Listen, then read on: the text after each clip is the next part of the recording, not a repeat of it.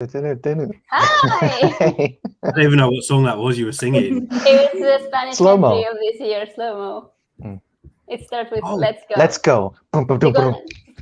Yeah. Ah. Digo la nani, la reina, la reina, na, na, na, na, na. We have to learn lyrics still. Yeah, I need to learn. But We at could just make least, this a Clara concert. Clara singing Eurovision songs. yeah, Hey, the all Spanish doing? entries. Hey, Doing well. Clara. Hey, Sarah. Hey, Stu. What's going on? Well, we're here. A lot of Eurovision is going on lately.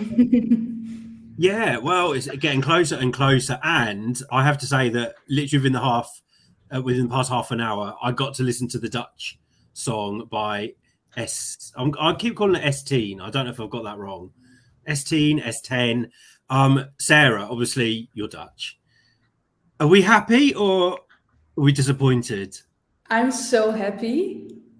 I'm so happy. I was a little bit nervous because she has a very unique and own style of singing and of songs. So I was like, is it going to fit into the Eurovision spectrum? But I think it really does fit and it's beautiful.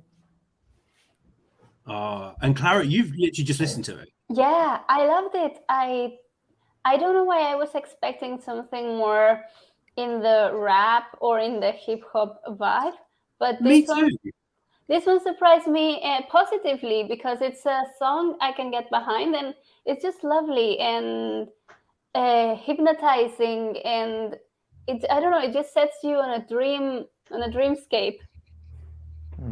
Yeah, I don't know if you've read the lyrics, but I suggest you read I had a quick read of the lyrics before we came on tonight, and beautiful lyrics. Stu, have you read the lyrics? I haven't read any official translations, but I saw what Tvan sent us in the group, which he said was like a very kind of initial thing, just kind of going off of what he remembered. And, you know, I really appreciate the theme. It's very relatable. And I know that we've often talked about how at Eurovision, people might, because of the current circumstances, whether it be, you know, what's happening right now with Ukraine or with the pandemic, looking for an escape. I think this is a great example of when sometimes it is good to reflect on your own feelings and to, you know, to just feel a little bit. And I really like the way that S-Teen sings, and I do want to kind of digest the song a little bit more, but I am really excited about it. It's among my favorite songs that we have so far. Well, let's just say hello to ESC NL. You're saying locals are very disappointed in you. Well, we've got one right here who's not. I'm not. What do you think, ESC NL? I've read lots of positive comments within the past half hour. So I can see lots of Dutch people that are getting behind it. I think it's really beautiful. But ESC NL, what do you think of the song?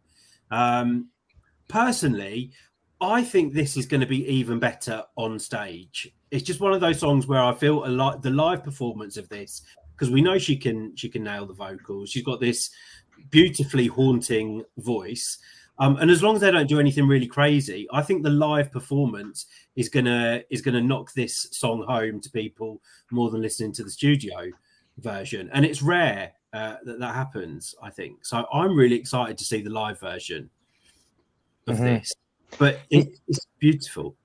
Yeah, and I think that because this is the Netherlands, they have many times in the past few years worked with Hans Pannenkoeken, who's done Arcade. He did Common Linnets. He did the Netherlands last year, as well as Belgium last year. And the features that I see in his concepts is that they tend to be quite stripped back. They're not really going after big props or anything. It is really about making it cinematic and focusing on camera movements. He also puts a lot of emphasis on long camera shots, and you know, you could use the example of the Common Linnets, which for one of those shots lasts almost like 2/3 of the song, or maybe like half the song. It's a very long time. And then 2015, he did that entirely in one take.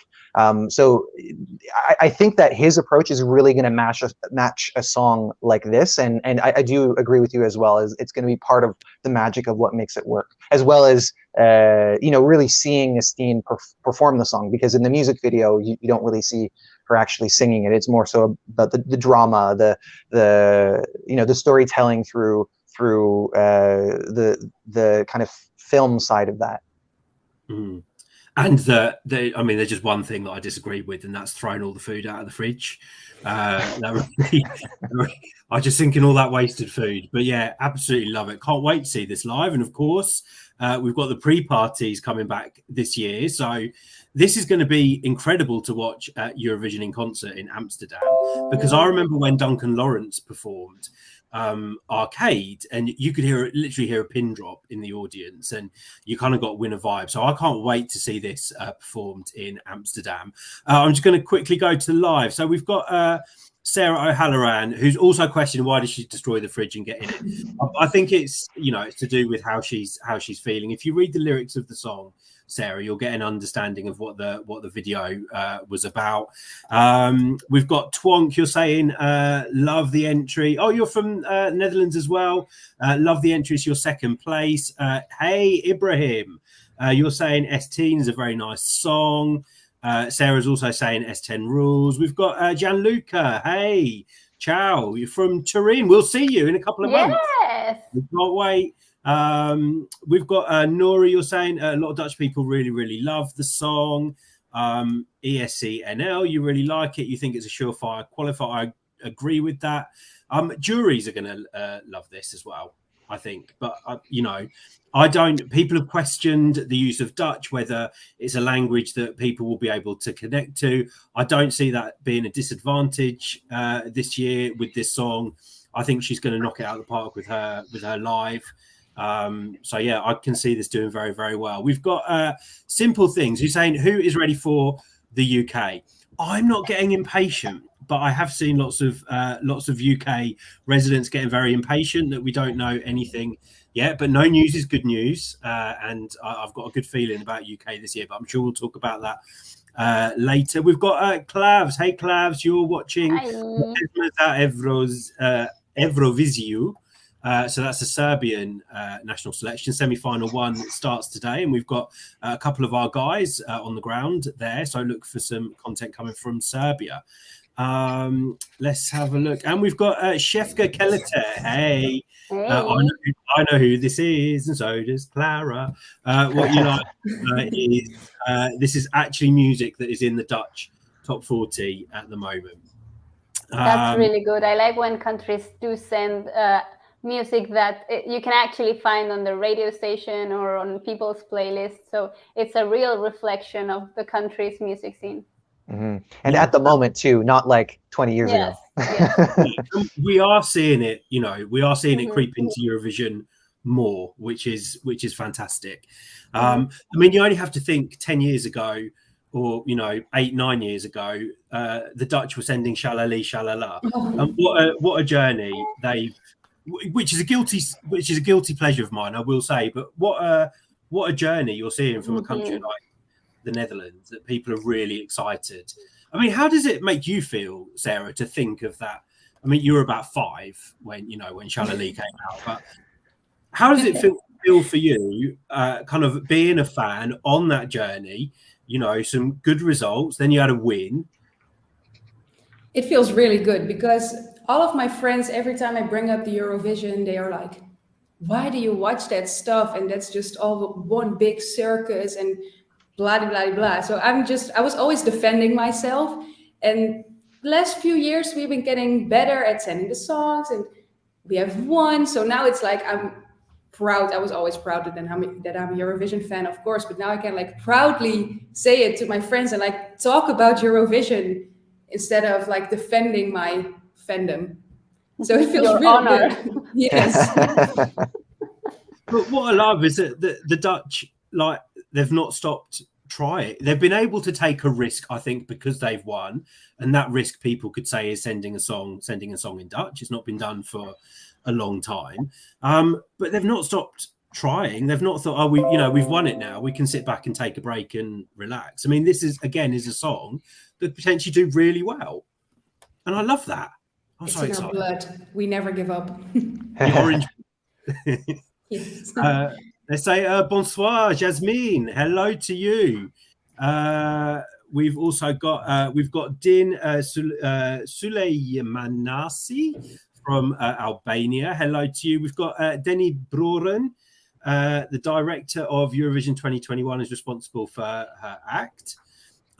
We've got lots of new names I've not seen before. We've got Michael Forbes. I haven't seen you for a while, Michael. Hey. We've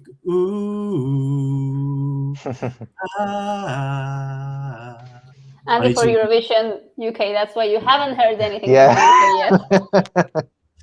Again, it's very clever though. For people that don't speak Dutch, they've still got a bit that they can sing along to. Clever songwriting, I think. Let's Ibrahim. You're from Switzerland. Yes, we would love to see you in Turin. Make sure. Speaking of mysterious countries, because a lot of people are talking about how we haven't really heard anything. Now we have a release date, which I believe is next week. The 8th, which is the Monday, Tuesday. Anyway, it's soon. That's all we know. I still thought we were in February, so like it really is creeping up on us. So we would love to see you there, Ibrahim. Have we met you before? If we have, then apologies. I just haven't met you yet. We've got Maria Meliak as well in Malta. Guys, we'd love to know what you want to talk. We're here to talk about anything Eurovision 2022 that you want to talk about. So ask us questions in the live. We want to hear what your favourite songs are. Ask us what our favourite songs are. We've had a good old talk about the Netherlands. Hello to Harm Jonker as well. You're a proud Dutch. Hey to you. I love seeing these positive vibes from the Dutch people about their song. I'm going to address this. Well, maybe you want to address this comment, Stu, about why she dropped in the odds. Well, I don't know. I guess it's just I often wonder what kind of people are the ones that actually vote in the odds, because I don't think that they represent. They certainly don't represent all of the people that watch Eurovision. They definitely represent a segment of the fandom that is very closely in tune to it, because obviously you have to be, otherwise you're just kind of throwing around votes blindly. And what I would say about a song like this is that it does not surprise me that there are certain people that don't appreciate it. But as we've kind of touched upon, I think that the live is really going to make a difference. And, these kinds of understated songs are not typically associated with Eurovision. So, I think that there's definitely potential here to do well. And just because it doesn't fit the idea of what makes Eurovision music doesn't mean that it's destined for a poor spot or non-qualification. I mean, there's still lots to see, including like when it comes to the other songs that we haven't yet seen. So, I mean, some people still feel confident enough to place votes in certain places. So, I don't know. I mean, it's just kind of how things go at this point. Yeah, and we've said this a lot, haven't we, Clara? About take the odds with a pinch of salt. I mean, the UK is 9th in the odds, I think, at the moment, and we don't even have a singer or a song. So it just shows that, and if anyone should know not to take too much notice of the odds, it's the Netherlands, because from what I can remember, the Common Linnets were nowhere in 2014. 2014? Yes, 2014. 2014. No one was really talking about them until they saw their first rehearsal and saw the staging. So what happened with Cyprus and Eleni Foureira? So exactly. So if it's a lesson not to pay too much attention to the odds, then I think that's it. I like this one. Slowly would we say this year is weak so far? No. Or is that something we say every year? No, I've been walking around with the Eurovision playlist, the ones that's on Spotify, and I've been loving it. It's a different vibe, but I love it. It's I think after hearing them on a playlist, all of the songs go really well together, and the show sounds like it's going to be fantastic. Like, Sarah, there's so many songs you can choose from. Yeah, I mean, Sarah, we do tend to hear this every single year. I mean, what do you think about the selection so far? I was listening to the playlist as well today, and I was trying to figure out which song I like the least, and I just couldn't choose one because I like them all. Mm-hmm. So I don't really think it's a weak year this year for the songs, but I also think that people need to hear songs more often to get used to them and to really figure out what they feel about it. So I think most people just hear the song one time and think, yeah, well, I will see it again in May. Mm-hmm. And if you just listen to the songs more and get used to them, and you'll find yourself singing and dancing along to all of them. Totally agree with that. I even managed to make a top 4, so that's still. Hey, I think another. So it is, Clara. Okay, so how I think it's going to go down. I think number 1, Norway, number 2, Ukraine, number 3, Italy, number 4, Poland. So far, we still haven't heard all of the songs, but I think Norway is the winner, and then Ukraine second. Stu, sorry, you were saying something. Yeah, what I was going to say was that I think that another dimension of this that we should consider when it comes to people like us who are following all the national selections is that people have their favorites that don't always get chosen. And I think that for some years, if let's say that your favorites are getting chosen more often than they're not getting chosen, then you might look upon the general selection as being more favorable. Whereas if they're not, then you're still kind of comparing those songs to the songs that, like, could have gone, right? And like the pool of music is right now so much bigger than it will actually be when it's narrowed down to 40 songs. So I think that most people's attitudes will change when the focus is just on those 40, because that really is that's how the scoring happens in Eurovision too. It's not just about the individual merits of the song, it's about the songs around them, and how people, the ones that people favor out of the ones that are being selected. So I do think that we are going to see that very same change in a month from now, or maybe right before the show, when everybody's saying, oh, this is, a super competitive year, not even knowing who's going to win, maybe, or, maybe it will be one of those years where a big favorite emerges and then there's going to be a lot of attention on them winning. And yeah, so I don't know, it is still pretty early to be making those kind of claims, but I see why people might feel that way. But it is something that we hear every year, and I kind of brush it off. I mean, not everyone is going to love all of the songs, but I think when you have people saying it's a weak year, I then think that you've probably got more diversity. So there'll be things that some people will lean towards and other songs that other people will lean towards. And I think all of us have been calling out for more diversity, whereas with Eurovision you kind of knew what you were going to get 10, 15 years ago. Now you don't know, and I find that really exciting. We're getting different musical styles. We're getting, songs that you would hear. Someone in the live was saying, we'd hear S-Team's song on in the top 40 in the Netherlands. And for me, that's what Eurovision should be about showing your music scene as it is now, what's popular artists. So, I don't like every song in the chart. So I don't necessarily see it as a bad thing that people don't like all of that. I mean, it makes it easier to choose who you're going to vote for as well. So. Yeah. Silver linings. Yeah. For me, when people say that this year is weaker than before, I just feel they are not used to the songs. So once they get used to the songs, they will feel they will get fond of the songs, so it will still be a strong year. I think it's an emotional reaction, like you already know the songs of last year, and it's just like an uncomfortable sort of feeling to have to love them to these new ones. And another thing too is that this year is a change from last year, because last year we were dealing with mostly the same artists from the canceled Eurovision, so we were with them for a lot longer, and I think that we're maybe not as used to having to look at someone new and see what they're offering, because there were a lot more expectations with last year with the returning artists. We kind of knew an idea of what to expect from most of them, and I would say that most of them really kind of played into their expectations. A few others were obviously surprises, but I do think that having come out of what was a Eurovision under unusual circumstances, it has affected people's perceptions on the new artists this time around. Well, unfortunately, it feels like we're having another Eurovision under even more exceptional circumstances this year. But Stu, I have a question directly for you. Are you the only one that knows about Eurovision? I am the only Canadian. No one else knows what I'm talking about in the world. So it's interesting. It seems that most people are familiar with what it is, or at least they've heard it at some point, but they won't know, for example, things like the fact that Celine Dion won for Switzerland. Like, everybody knows Celine Dion, but they don't really associate her with Eurovision, which is obviously like a widely known fact for everyone who does know Eurovision, right?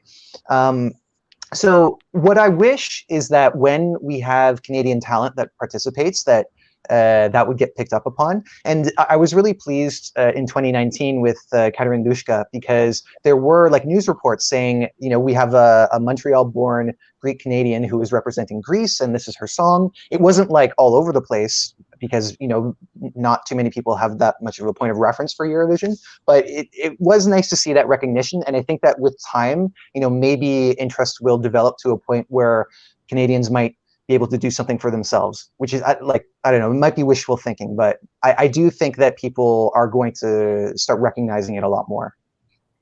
Well, it leads us on to the next one, actually. Denny wants to know, do we think the American Song Contest will flop? It's almost as if there's no news. Well, there has been news today, because they've revealed all of the 50 artists. Yeah. 50 or 56? 56 artists, including Michael Bolton, who I didn't even know was American. I thought he was Canadian. Oh, really? Is he Canadian? I don't think so. I mean, if he is, then he's like dual citizenship. But I've never heard. I don't think people think of Michael Bolton as a Canadian artist. So I don't know. He might be getting him muddled with Curtis Stigers. I don't know. Curtis Stigers is Canadian. I don't know who that is. Oh, I thought you were getting confused with like Michael Bublé, like confusing another Michael or something. But no, Michael Bublé lives with me. Right. He's but yeah. Anyway, American Song Contest. So we have, you know, we don't know any songs, but we know who the artists are. Macy Gray was another name that I quickly saw on the list. Which, I mean, is this like the equivalent of Bonnie Tyler going to Eurovision for the UK? You know, kind of. Yeah, it is. I guess. I mean, Macy Gray has had a career since then. I think that a lot of people see her as a one-hit wonder in some ways, because it was mostly I try to say goodbye. I try to say goodbye. Yeah. But hey, she's a great singer, and I'm really looking forward to what she's bringing. But speaking of one-hit wonders, we've got Cisco representing Maryland. Do you guys remember Cisco? No, I don't remember him. You see that song? Oh my you guys know god! the Thong song? Okay. Oh my god! I love that song. That was my tune of that year. Is American Song Contest going to flop? I don't know. I think it's just going to be very different to Eurovision. Yeah, I think so too. It might work, but it will not be what we expect. We as European and Stuart as a Canadian Eurovision fan would think Eurovision looks like. I think it could go either two ways. It will be a total flop, or it will be their next Super Bowl. Yeah, one of those two. I think that it could work as long as it's not made to look like another talent show, because there have been so many, and my impression is that people are tired of them. So as long as it's able to distinguish itself as even though it's a music-themed television show, not just another X Factor or American Idol or whatever, then I think that it could definitely work. And especially if they're following like a Melfest model, I think that would actually fit quite nicely in, you know, American media. So I'm one of the few people that seems to have some optimism, I think, because I mean, it should be said that there are a lot of people that are kind of hoping that it fails too. And I don't know why that is, but I guess, you know, there might be some resentment there. I'm optimistic, cautiously optimistic, I'll say, but, you know, I am at least happy that what we're seeing with this announcement is, one, that they have actually given all 56 territories acts, and two, that it isn't just like, you know, people coming up and, oh, thank you. Maybe. I mean, there's probably Canadian talent in there, whether it's with the artists or people behind the scenes. But yeah, what I was saying before is that I'm happy that they've been able to attach some names to it, so that it's not just like, you know, 56 bedroom musicians, right? Like that only do covers on YouTube. It seems like there's going to be a real cross section of established people, emerging artists, and everything in between, which is great. I wonder whether it's been planned that people like Michael Bolton and Macy Gray are going to take part, so that it's not just those kind of unheard of acts. So you know, it might have been a clever ploy. It'd also be interesting to know if any of these acts are also getting paid, because it's more like a TV show, kind of, rather than a content like a series. So I wonder if they're getting paid. Well, I mean, it isn't that different to how some national selections work. Like, not necessarily about getting paid, but a lot of national selections operate with a handful of artists that are invited, and then others that are that have submitted a song and they get selected out of those submissions. So, I mean, it doesn't surprise me that they would have a similar approach, because I'm sure that they weren't like considering Michael Bolton's song among the whatever number that they had. Like, are we really going to choose it, right? Like, they probably extended an invitation to him. But who knows? You know, let's see. Hopefully, it's a good song, because you're right. It could just be like a Bonnie Tyler kind of situation. Is he originally from Connecticut? I think so. So Jewel is there. Jewel is also a pretty big artist, and she's representing Alaska. What's that? She did a song called 24. Yeah, well, there are quite a few hits of hers. So she's representing Alaska, and that to me was a little bit weird. But then I looked into her background, and she was raised in Alaska. So it does seem like, for the most part, the artists do actually have an association with their state, which was a fear, because in the application they did say that you might be assigned a state, so as to just like beef up the roster, seemingly, right? But it seems like, at least with established acts, they've made it genuine, and so yeah, I don't know. I'm curious to see how it's going to go. Ooh, well, it's going to be hard for us to watch, because it's the same week as Eurovision week, isn't it? Which is a shame. That's not good planning. But I guess it's for an American audience primarily. So let's say hello to, we've got Morten V. Hey Morten, good evening to you. Have you heard the Dutch song? We've been talking about that a lot tonight. We've got Vinny P, who's just saying, you remember the common index being somewhere at 24 in the odds. So you're talking about S-Teen in the odds. I think she's 19th, 18th, but we're not taking much notice of that. Nelson, hey Nelson, how you doing? Good to see you. Morten is agreeing with you, Clara. Norway is still his top so far. And Slowly says Sarah has a news reporter voice. Oh, thank you. You do, actually, now that I've seen that comment. But don't leave us to go on to the news. I won't. Only Eurovision news for Eurovoxx. Yeah, we need to do show. Yeah, like Eurovoxx news updates. You can be the host. Yes, please, with the prompter and everything. You have to do the paper and look really serious. Robert De Boer, you're saying killer song from S-Teen. George Claudio, you're saying you hope Ukraine can perform because Kalusha in the army right now fighting Russia. We're praying that Ukraine will be able to perform, but we need to keep positive vibes about that as well. But as always, you can see from our background, we're showing solidarity with Ukraine and sending our prayers and our love to the Ukrainians, both in and outside Ukraine at the moment. Morten is also saying, this is one that I love. Moldova entry deserves more appreciation.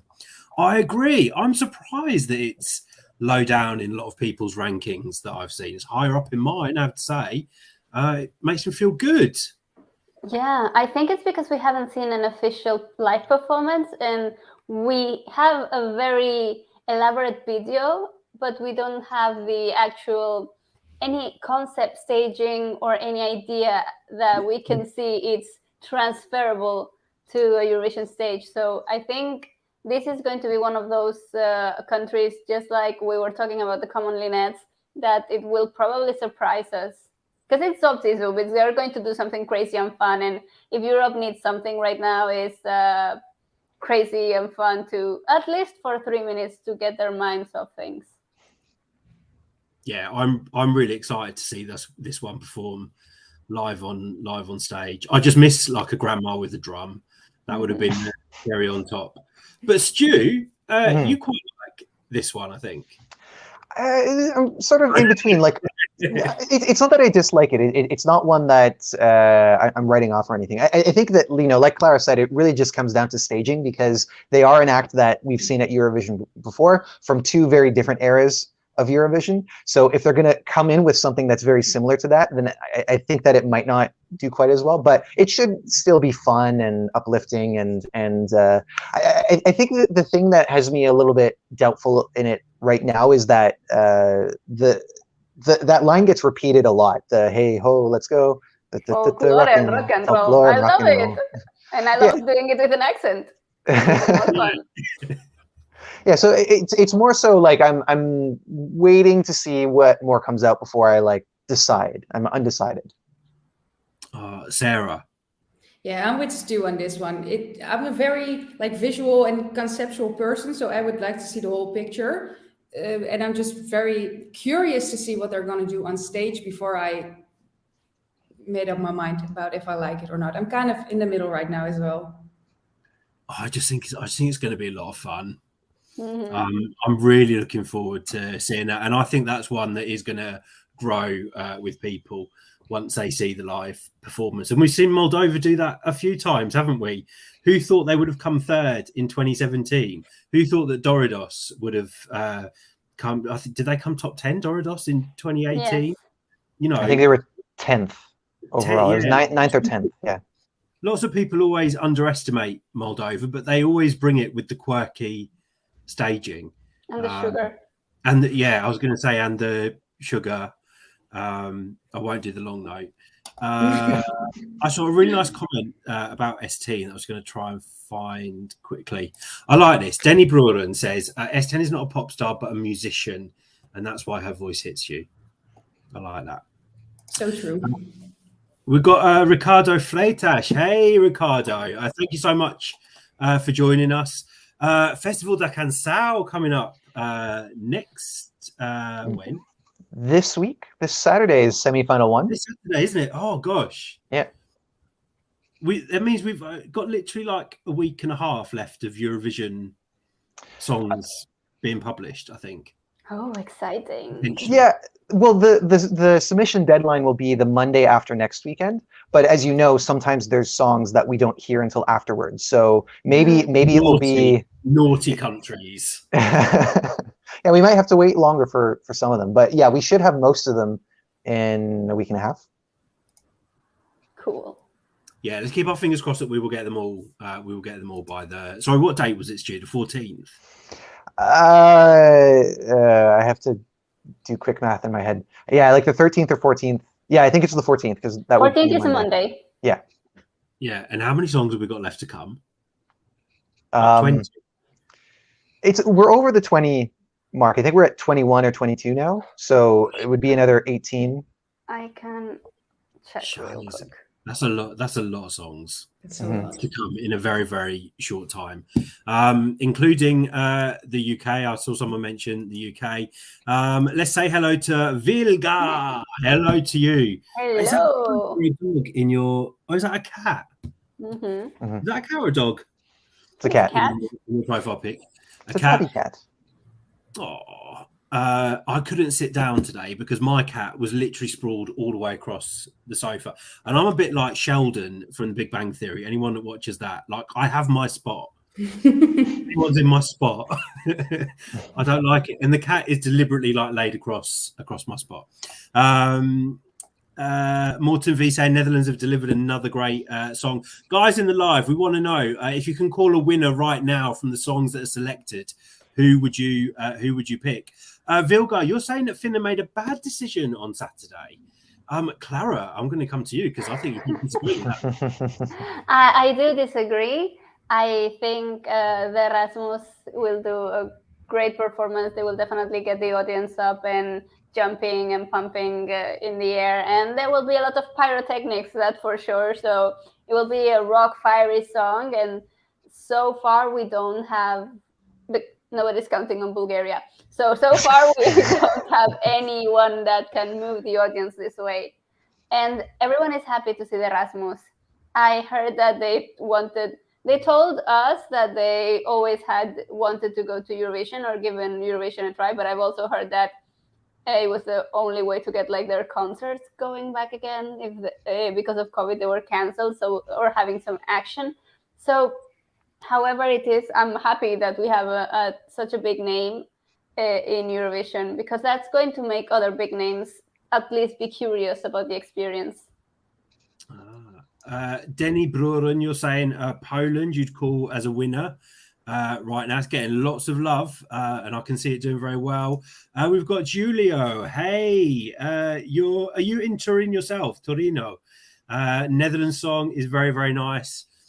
Julio, we may be knocking on your door for somewhere to stay when you're in Turin, because the hotels are very, very expensive right now for Eurovision fortnight. Let's have a look. Michael Forbes, you're saying that your favourite is Norway. Tom VDB, Belgium and Greece will be ballads. Has that been confirmed by anyone, or is it just? I know that there was a Greek leak, apparently, a leak of the demo, but it's not been confirmed that that is the actual song or not. And I haven't seen any comments about Jeremy's song from Belgium, unless I've missed something.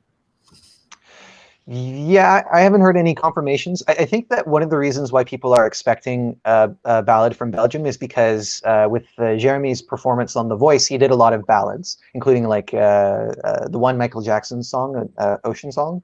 Is that the one? Earth Song. Earth Song. Almost.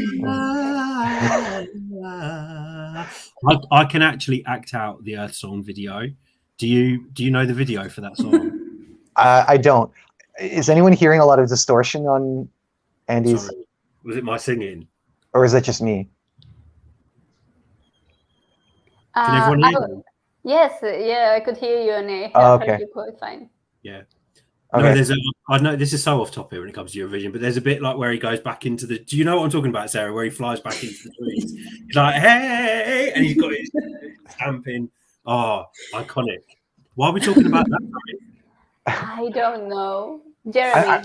I'm going to step out and try and fix something with my audio, okay? Just give me 1 second. Okay. Oh, Jeremy. Singing the ballads on. We were talking about Jeremy, yes. So yeah, I haven't heard, but I don't know much about him. So I love a ballad, so I don't mind. And it kind of feels like some ballads would be appropriate right now as well. Yeah, because we're having a lot of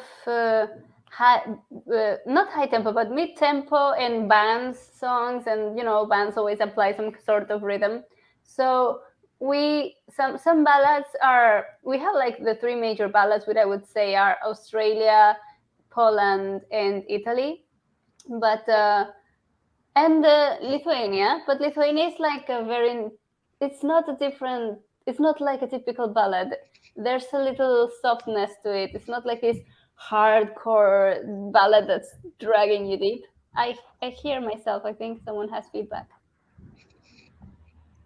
Is it? I don't know anymore. But anyway, yes, some more ballads would be appreciated also. Tom VDB saying there was a snippet on Jeremy's Instagram, apparently, of the song. Guys watching, can you let us know if the sound is okay or if it's messed up? I think my singing might have broken. You broke the internet. Yeah. Literally. So, guys, do let us know if the sound is messed up and I might have to jump out. We've got ANK, you're saying Poland, Australia, or Italy. The three major ballads, yeah. Katya, you're saying Belgium will be good, you think? And we've got Lucia Zavreski. You're saying we have to mention the Netherlands song is really authentic. Sarah, you must love seeing some of these comments about your song. Yes, it makes me very confident for this year. And okay, sound seems to be working. So I can hear myself a little bit. I don't know how. High hopes for Belgium from Denny as well. Time for Sandra Kim to get company. I was just thinking that it is about time that Belgium wins again. And we've seen lots of great songs in the last decade from Belgium. So I think that it could be something we see sometime soon. Yeah, there's been a lot of hype about Belgium kind of in the past few years. Maybe not so much last year, but I remember with Senek, There was a lot of love for her song in 2017. Obviously, we had Blanche with the song I can't remember the name of. City Lights. City Lights. City Lights, yeah. Kind of people were just waiting for Belgium to win at that point, but it feels like some of the hype on. Even last year with In the Wrong Place, that was a really good song that nobody really saw it coming, qualifying even. So yeah, I think that was even a bit of a surprise for me, if I'm completely honest. But you know, they do send classy songs. I'm getting fed up with using the word classy about everything at the moment. Everything is so classy lately. Jeremy, I don't know much about him, so I don't know what his style is. I don't know whether it's going to be more cheesy, dare I say, or whether it's going to be something that is kind of cutting edge and a bit left field. From what you're saying, Stu, it sounds like we can just expect maybe a standard. I don't know. The thing is, with what I find with the Belgian entries is that they're not standard. Like, yes, they have sometimes underperformed, but I think that they are always quite in their own field. Like, you don't confuse their song for other ones. So I mean, let's hear this snippet maybe, and then we can decide. But they're definitely one that I'm curious about. Well, Oran is actually saying you can see Albania winning. You think people are sleeping? Yeah, we've got the revamp tomorrow for Albania.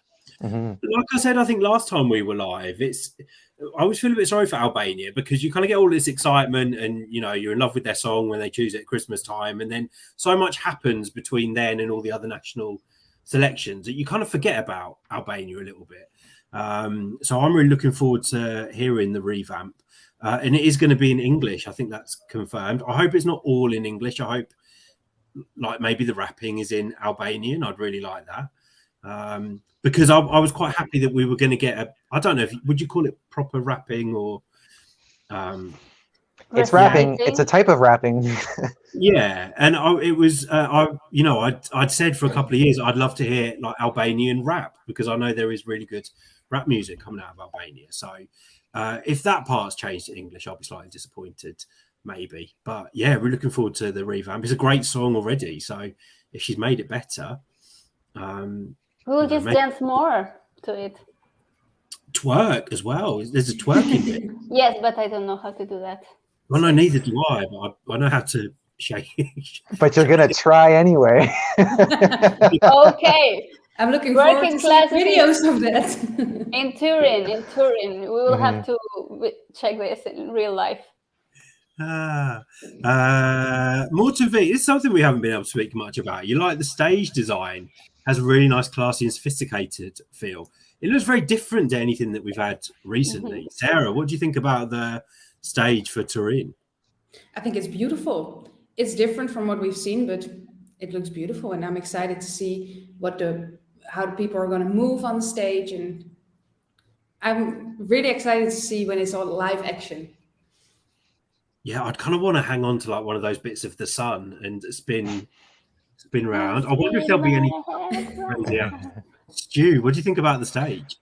There's a lot of aspects of it that intrigue me, especially because they've talked about using inspiration from Italian gardens and how it's supposed to have like a water feature as well. The thing that I'm most curious about is who is going to make best use of the separating sections of the circular LED screen, because that is quite a unique idea, and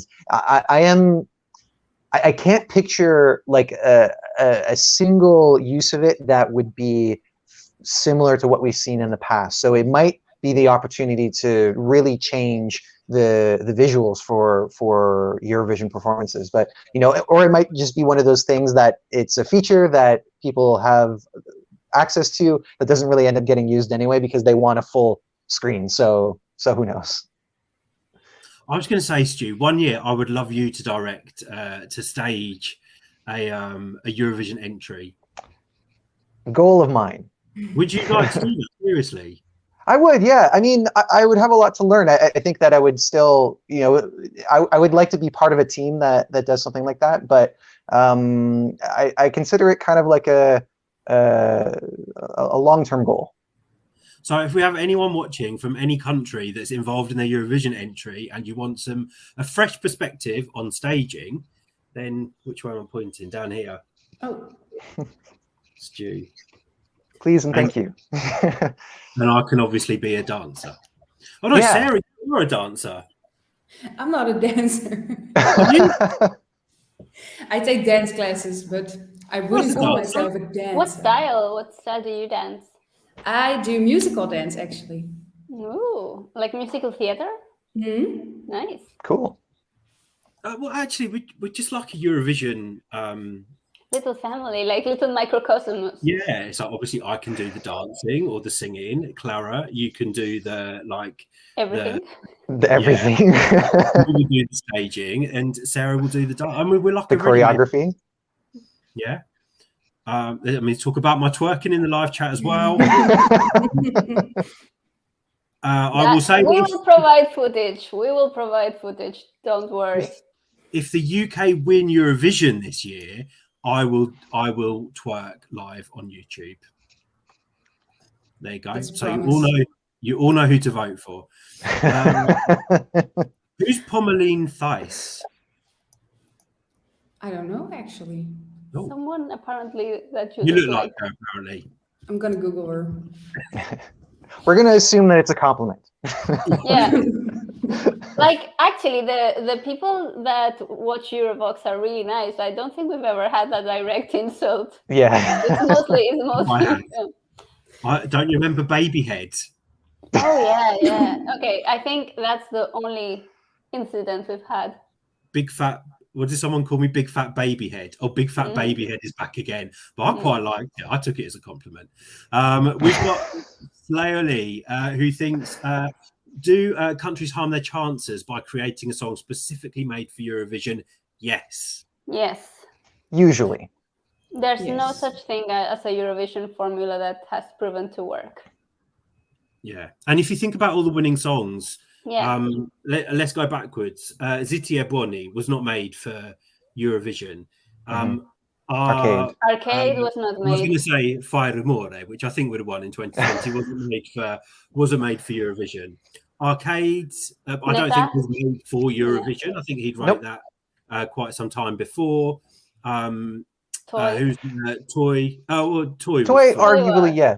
Which is why I say that, like, usually it doesn't work. I think that you can still kind of take Eurovision as an opportunity and you know, think of all the elements that can work and still come up with something successful. But I think that more often than not, the songs that surprise people the most are the ones that aren't made for Eurovision. And I think of Shum last year, because Shum was not destined for Eurovision, and it was the positive response that it got that made them reconsider it. And look at how it turned out. It was, you know, such a huge success.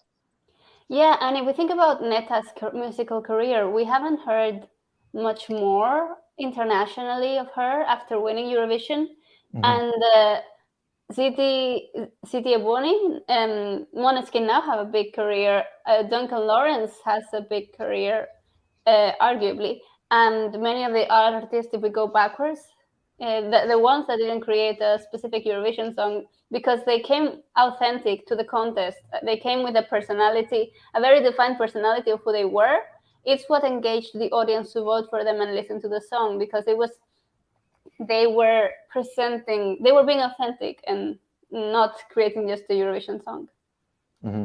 Yeah, I think it's like we discussed before, you have to represent the musical style of your country, actually. That mostly works very well. And if you don't do that, and you're just like, okay, I'm going to go to Eurovision, and this is the Eurovision formula, and I need that I need a sprinkle of this and a sprinkle of that, it won't work. You just have to be yourself and come with something that you actually stand behind as an artist and not just as a Eurovision artist. Let's have... Sorry. Hey, Mr. System, hard luck to Norwich last night. Yes, it's football, guys. Norwich, my team. Denny Bururun, you're saying you think a good Eurovision song is to not write a song for Eurovision, something that we've been asking the UK to do for a long time. And hello to Vincent F. Well, you're not late. You've just joined us partway through, but you can always go back and watch us from the start. We've got a Katia Zvart who's saying there's a snippet for Austria's Halo. Apparently, I did not know. Where can we see it, Katya? Do let us know. And Mark Bugard, you're saying you hope Ukraine will do very well in Torino. I think they will. Yeah, I think, I've seen comments on social media about, we shouldn't be hyping Ukraine up to win just because of what's going on. I'm not. I genuinely think, even if what was going on now wasn't going on, that Ukraine would be top three material potential winners. So, some people saying they don't like the fact they've gone top in the odds. Of course, it's influenced somewhat by what's happening, but I think that song would have been high up in the odds anyway. And I'm praying that we get to see them on the Eurovision stage, because I can't wait to be there live and watch that performance, because their Vidbeer performance, and Stu, I know you were watching it live, was incredible. It was, yeah. And I agree with you entirely. I think that had this not been happening, we wouldn't see it as an influence. Like, people would be able to appreciate the song for what it is, and I think that it would have been considered, top 10, top 5, top 3, certainly. And yeah, I think that it could win in the end.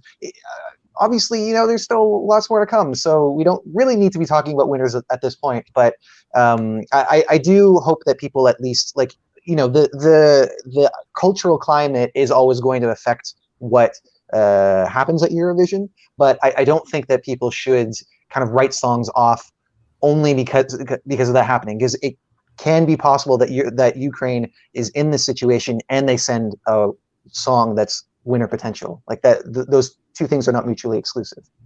And ultimately, I think people will vote for what they like. If they like it, they will vote for it. I mean, people are paying to pick up their phone. So I just hope that if they do win, that we don't get all the people saying, "Oh, they only won because that would really annoy me, and I feel like that would be taken away from their win, which would be justified. I would love to have seen it winning. It's my mum's favourite so far.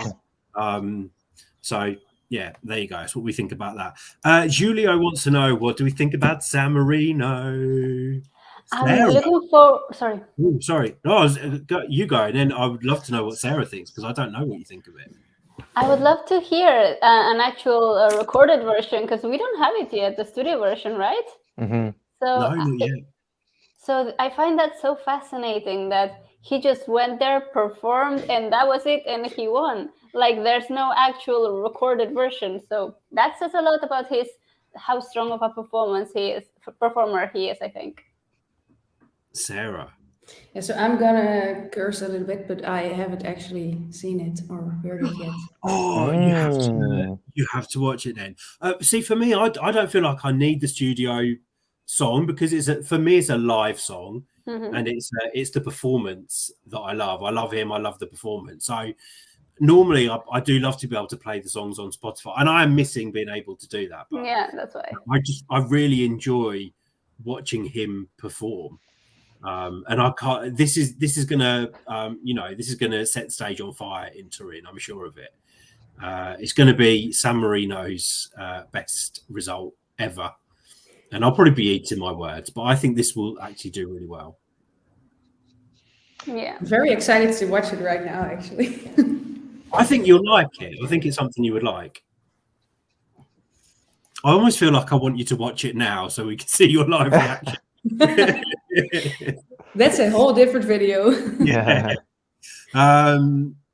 Morton is saying San Marino bring the catchy tune this year, reminds you of Fall Out Boy. For me, it's like that early 80s punk vibe to it. I'm trying to think if I know Fall Out Boy. Yeah, we're going down.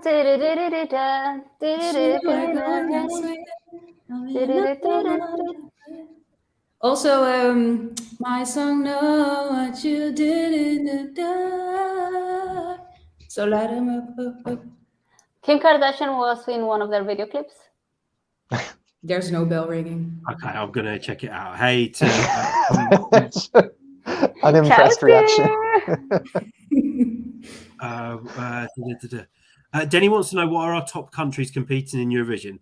Do you mean of all time or this year? Let's go for all time. So, Clara, if you had to pick a favorite Eurovision country, Ukraine. because they have Ruslana, and that's my favorite entry ever. And Ukraine always has fascinated me with what they bring, because they have so much musical diversity compared, or like the sounds they have, it's not sounds I've grown up listening to, so I'm always fascinated by whatever they bring. Sarah? Well, if you look at it that way, my favorite country is Ireland, because Johnny Logan. And yeah, I'm just, every year I'm surprised by the quality that they deliver, actually. And Johnny Logan, that's all I have to say. Oh, Stu. It's a hard choice. I think I'm going to stick with Italy, because just every year it's a song that stands out.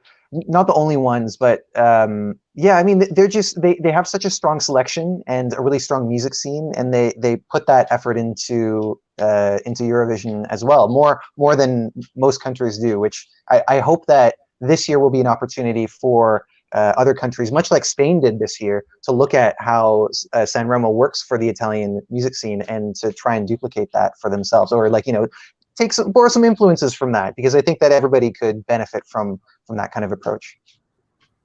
Yeah. So mine's not going to be a surprise. Andorra, I think they've brought Italy as well. I don't think not Albania. Anyone. No, so Albania, obviously there's some songs that I love from Albania, but it's, for me, if I think of songs over the years, if I had to choose my favorite songs, the longest country playlist I would have would be Italy.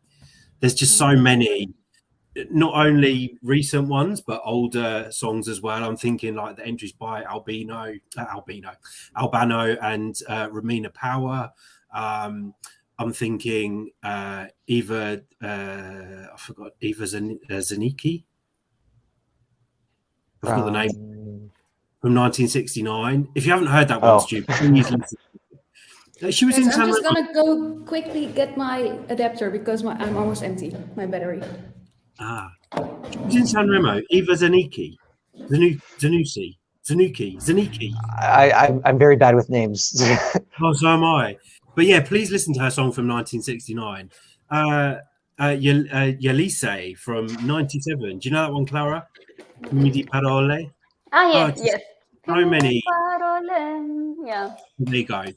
Oh, and yes, this was one that I heard recently, which is one of my favorite all-time Italian entries by Alice and Franco Battiato, I think. Have you heard that one, Stu? I'm desperate for you to hear these. Maybe. What year is it? No, I sent 1984. Can I send it to you? It's so yeah. Send it to me. I haven't heard that one. Oh, it's just incredible. Anyway, Denny Broden, your favorite is Greece, my number one. Did I just kick Stu out? No, he didn't. Oh no, I haven't. Sorry. Hey, Jinzo from Finland. Are you excited about Romania's national selection? Because you have 7 out of 10 favourites in the final. Petra and Dora are the two which you like the most. So I'll be honest, I haven't followed the Romanian selection much this year, but looking forward to seeing who they pick. I thought I'd kicked you out, Stu. No, I'm having this issue where after a certain period of time, everything sounds super robotic and bizarre. So sorry, it's on my end. Okay. I love this question from Lucy Pagano, and then we're going to have to wrap it up, guys, because we've been nearly an hour. I'm just going to get my dinner. If we had to choose a top 3 from the winners of the decade, what winners would be on the podium? So who wants to go first? I really have to think about that one. Mm-hmm. Yeah, because my favorites. It's a hard question. My favorites are from the early 2000s. I can go. I can do my top 3. Yeah, go please. So it would be Zitti E Buoni, it would be Amar Pelos Deutsch, and it would be I'm trying to think who's won. Arcade. I think I'd have to pick those.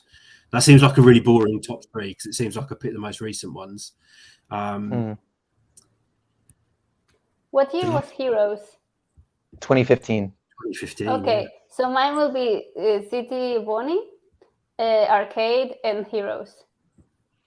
Okay. Mine will be Amar Pelos Dois, Euphoria, and 1944. Oh, I forgot 1944. Can I have it's a hard question. Yeah. Andy, you can have a redo. You can have a redo, Andy. I might. Now, which one are you going to axe for 1944 is what I want to know. If I swap Arcade out for 1944, then I'm just going to peel a lot of people off. And I don't know if I can do that. So, this is why I never rank, because I can never rank. Well, I don't rank songs. Yeah, Sarah, who would yours be? So first, Arcade, of course, because the Netherlands. Then I think, it's such a hard question. It is, isn't it? Yeah, it's from, what was the year, the starting year we could choose from? 2011. 2011. Dang, I was going to say Satellite, but there was too much. Yeah, I know, right? Missed it by that much. Damn. Okay, so Conchita Wurst, Rise Like Phoenix, and also Euphoria.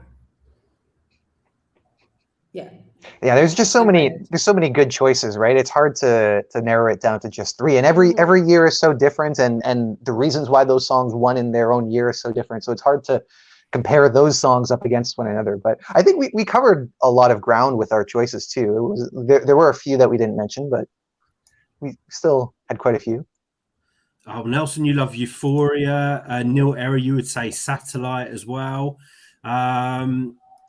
Ciao Ramo, Battiato, Mahmoud Blanco, and many singers from Portogallo. And your English is fine. Say bene. Is that right? Better than my Italian. Bonsoir, Thomas Labori. Hey, what would be our top 3 songs from recent runners-up? Ooh. That's a great question. Are we talking only second place, I assume? Oh, well, Fuego? Yeah. Fuego. Soldi. Soldi as well. Oh. Yeah. Are we trying to just naming them, or are we choosing ours? Well, they've asked for our top 3. I don't know if I can remember the second places. Who came second? Oh, it was Voila, wasn't it? Yeah. Last year. We also had, we already mentioned Fuego. Before that, Beautiful Mess, Bulgaria, 2017. Sound of Silence, Australia, 2016. Okay, those would be my 3. Fuego, Soldi, Sound of Silence. I can't do it. It's so hard. Ask. Just rip the Band-Aid. I love Beautiful Mess. I love Soldi.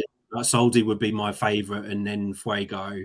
I can't think any further back than that. Who came second, 2015. Il Volo should have won in 2015. They should be on my winners' podium. My boys. I'm going to say, I just had it. Fuego third. Calm After the Storm second, and then Soldi first. Storm. Yeah. Oh, it's so hard. No more questions like this. No more questions. You're torturing Andy. I'm eating myself up inside.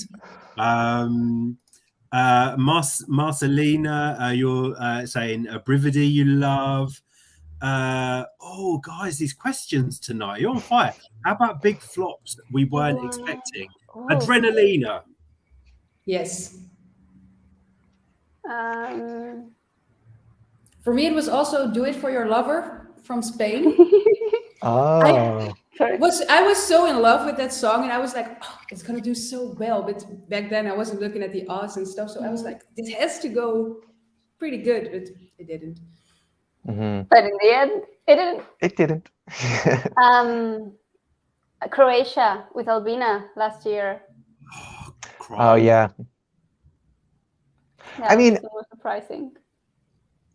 So for me, it's hard to consider flops because you really have to be involved with the hype leading up to it in order to consider. Because otherwise, if you have no context for what's coming before, then you don't know which songs underperformed, right? So I guess mine would be Greece 2019. which, like, you know, on reflection, I see why it didn't do quite as well. But I especially because of how solid the studio performance of it was, I was really hoping that it would land in the top 10, and it unfortunately did it. But yeah, no, that was a surprise. That was a surprise for me. This is a song that I don't get to hear about much. Eden in 2015. I actually remember all the hype leading up to the release of this one. Do you remember, Clara? There was lots of like clues and clips and teasers for this. Yeah, but I've never had much hope on this one. I really loved the studio version of the song. I thought it was epic, and it didn't translate to the stage, unfortunately. But the dancer is actually hosting the Eurovision pre-party in Barcelona. Ah, okay. I don't remember the dancer. Did he have his top off? Yes. Yeah. They always have their top off. ESC Matt Gaga, a song that I actually thought about today. I Never Give Up on You from the UK in 2017. Claudia Pascual didn't deserve that. Oh yeah. One of my probably my top 10 favorite ever Eurovision songs. This is where me and Clara fall out, you see, because I think this should have won in 2004 and not Wild Dances. So this is Andrea something, like just get up. Zielko Yoksim. No. Zielko. Okay, but he did a fantastic job. But sorry, Ruslana had to win this one. Yeah, I'm with Clara. Like, that performance was just the most energetic thing of all. It was just so over the top, she and like broke the floor of like the stage floor with her performance. She's still dancing now. She never stopped. She did. They had to repair. They had to repair the floor. That's a dance routine that I would love to actually learn and like be a part of the group going, huh, you know. Actually, my friends from high school and we were like 13 when the song came out, and that Eurovision year we rehearsed the choreography in the school recess, and we had like a routine and everything, and like we sewed ourselves like these brown costumes and everything. Oh, that's so nice. I know, we were so you're gonna kill me for saying this. I know error points now. Ruslana didn't sing with any vocals, but I always joke a bit about Ruslana because I always say you can never get her off the stage, because whenever she's on stage, she stays on for a long time. But yeah, she's a legend. But it wasn't my favorite of that year. And Nelson's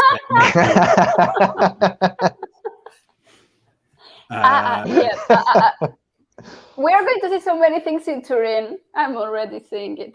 And MZ, yes, I know that not everyone will agree with me, but this was my guilty pleasure from last year, and I've actually been listening to their album over the past couple of days, which is a great album. Feel all the to the final. It's completely. It's all in the same vein as. I mean, the song that I can't pronounce that went to Eurovision was my favorite. But there's another one called Kirsta. I don't know. Check out. It's like pure 80s. This wasn't an isolated case for them. And yeah, great album. But Stu wouldn't like it. Hey, I liked their Eurovision song, and it's so interesting that, like, because there were a lot of people that were surprised that they didn't qualify, and when you contrast that to the time when they were selected, and there were very few people that liked it, it was like one of the most low ranked songs on a lot of polls, and then all of a sudden people are like, oh, it got robbed. Like, where did this come from? You know, where was the love back then? I know. It would have been amazing to have seen it in the final. For me. That's a really good point. I had not thought about, like, if the song is not really so cherished by the nation itself. Which is important to remember now, because people's attitudes are going to change, and certain songs that people are writing off now, they're going to be the robberies of semifinal 1 and 2 and all that. So keep that in mind. Yeah. Oh, I don't know if I can talk about this, Daniela. Conan Osiris. Oh, yeah. That's such a sad story. Another crime. Marco Stanley, you're a man talking. I assume you're a man. You're a person talking my language. Why don't we do an 80s top 3? I'm not sure if everyone is going to be able to do one, so I'm happy to do mine. But who the hell would it be?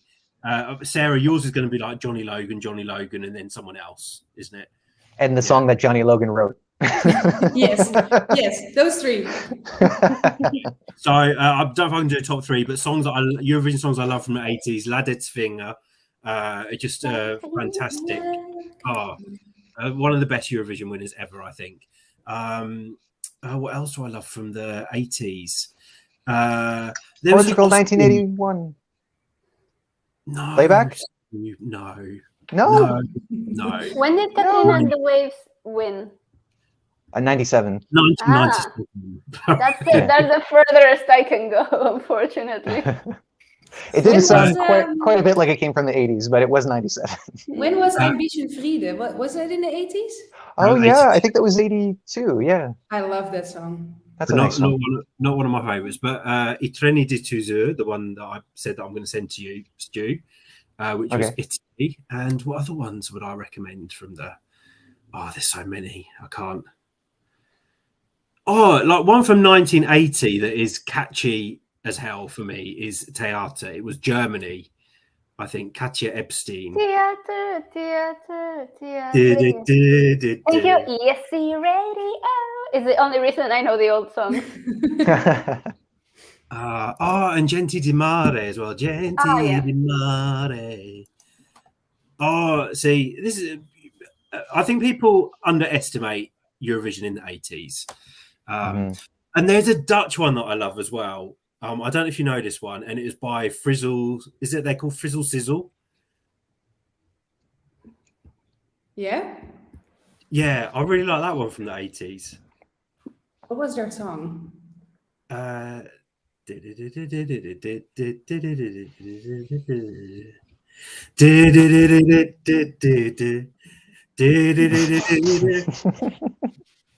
know, and they're like, someone watching this, someone in the live chat will know which song I'm talking about. I swear they were called Frizzle Sizzle. And I think the song is called Alles heeft een ritme. Yes. Everything has a rhythm. That's it. Oh, and it's got like one of my favorite dance moves ever. That when 4 of us are together somewhere, I'm going to make you all learn it now because I want to learn it. Yes, El Fogo. Alles heeft in what Sarah said. But anyway, guys, we must wrap it up now because I'm starving, and I need to go and get some food. And not because it's been an hour. I saw a comment that was asking if it's true that the Spanish song will change the lyrics. And yes, there's a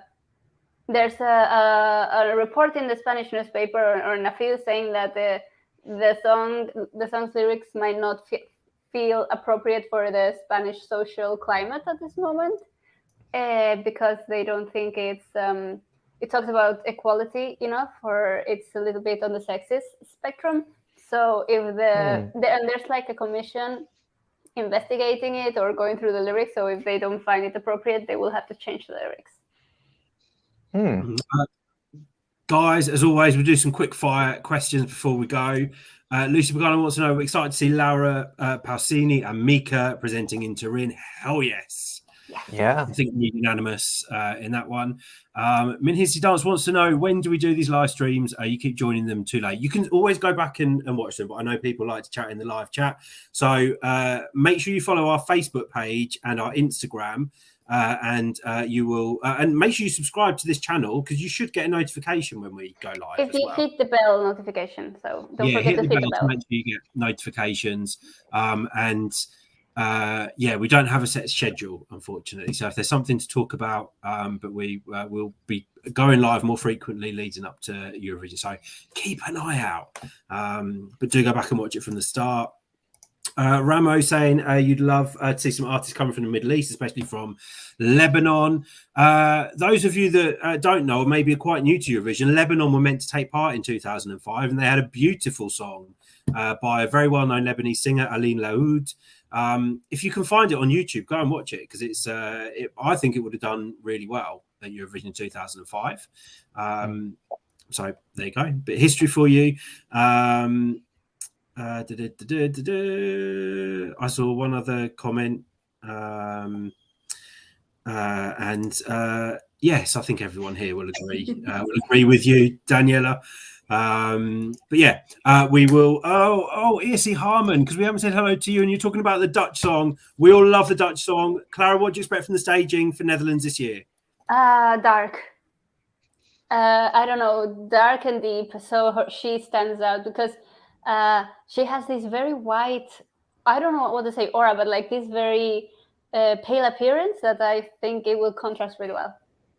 Ooh, well, there we go, guys. Clara, Stu, Sarah, thank you so much for tonight. Guys in the live, thank you for joining in. We've had a lot of fun tonight. And we will, we'll see you at the weekend because there's lots more going on. And look out for Albania's revamp tomorrow. And we'll catch you at the weekend, guys. See ya. Bye. Bye.